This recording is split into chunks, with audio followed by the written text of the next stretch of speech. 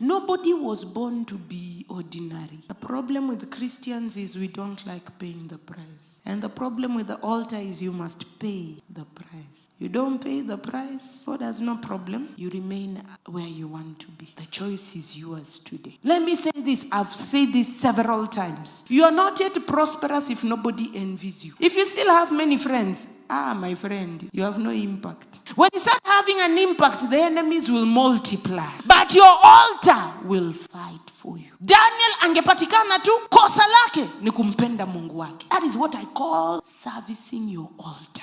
Let them look for you. They will not find you in corruption. Hawatakupata moshene, hawatakupata laziness. The only thing that they can use against you is your God. And if God is your weak point, my friend, you're very strong. If God is your weak point, you can never be brought down. I'll tell you a few things. You can also raise a prayer altar unto the Lord. When you raise a prayer altar unto the Lord requires consistency.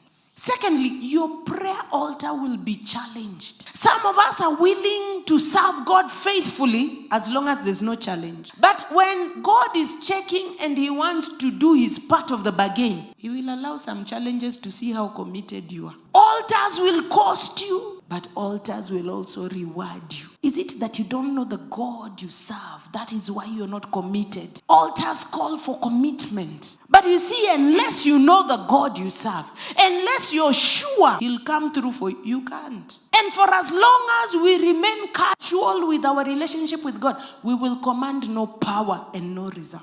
You don't cut a covenant with the devil and breach it. You can even die. So how is it you agree with your God and then you can't be continuous? Prayer altars bring deliverance. But the catch is you must be consistent with your altar.